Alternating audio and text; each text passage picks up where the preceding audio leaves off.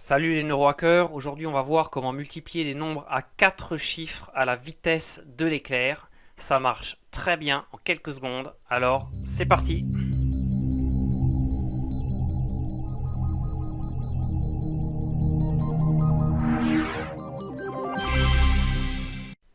Avant de commencer, je précise que vous pouvez recevoir en cadeau votre livret sur les astuces des neurosciences en bas dans la description.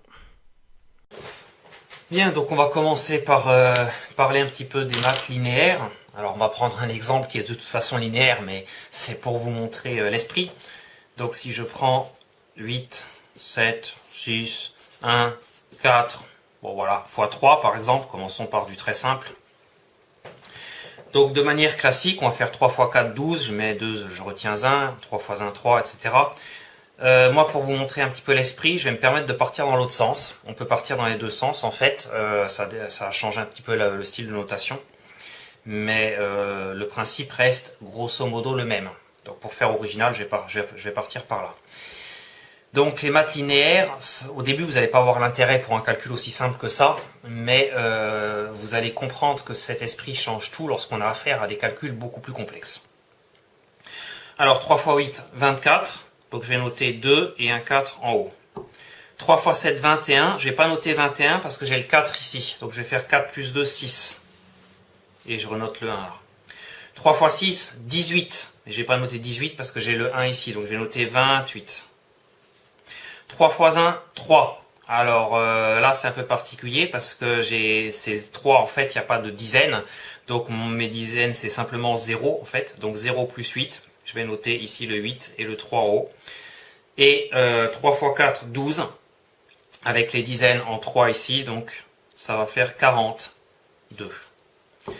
Et le résultat de ceci, ça va être 2, 6, 2, 8, 4, 2. 262 842.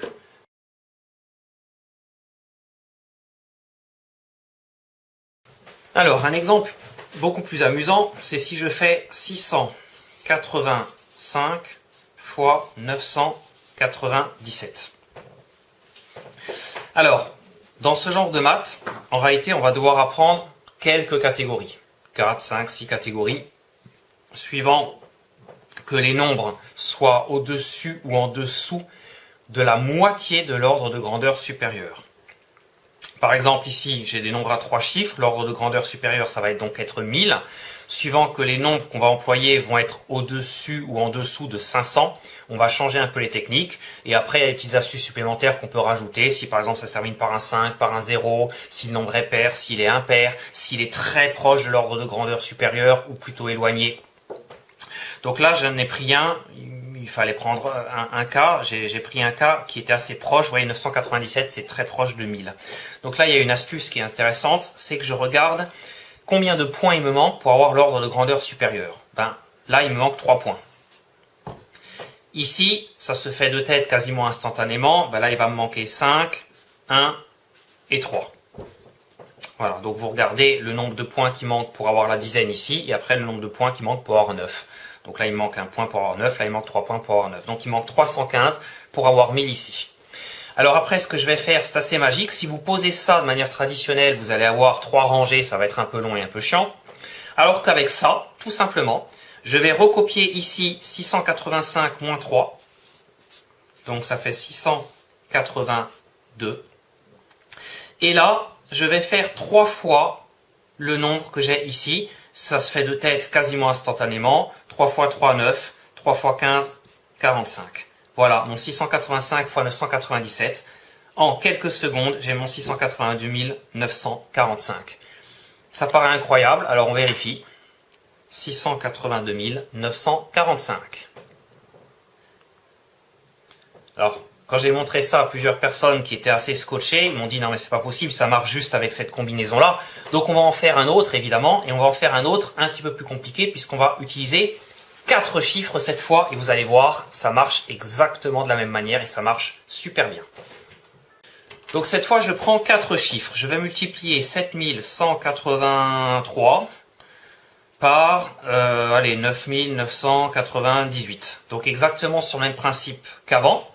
Ici, il me manque 2 points pour avoir l'ordre de grandeur supérieur. Et ici, je regarde 7 pour avoir 10, 1 pour avoir 9, 8 pour avoir 9, 2 pour avoir 9. Ça se fait en quelques secondes.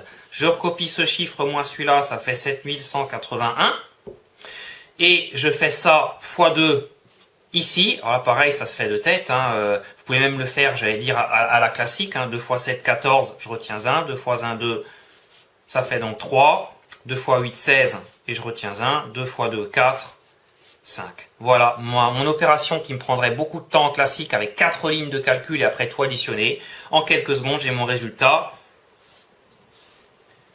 71 815 634. Extraordinaire, on vérifie.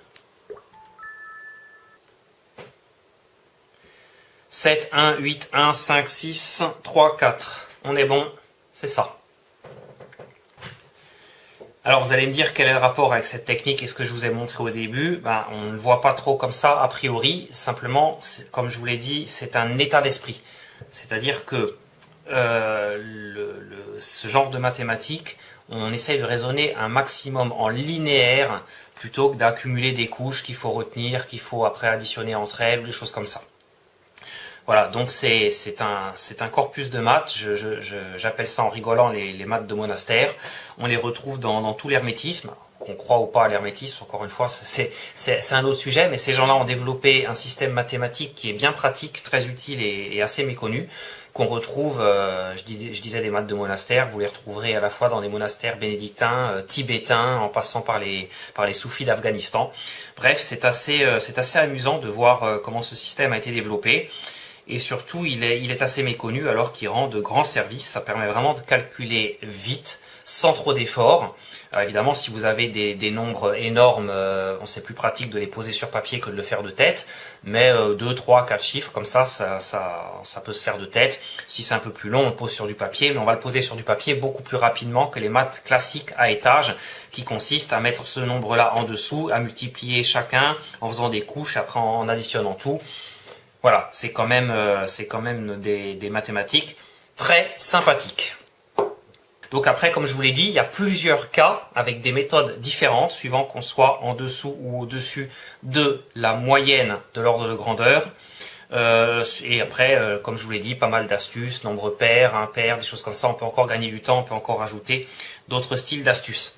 Voilà, si jamais vous me faites exploser les scores de cette vidéo, je vous montrerai un petit peu plus loin d'autres astuces qu'on peut faire sur ce modèle-là, avec des chiffres un peu plus petits ou plus éloignés de l'ordre de grandeur, ou en dessous de 500, ou avec des astuces qui se terminent par 0 ou 5, ou pair, impair, etc.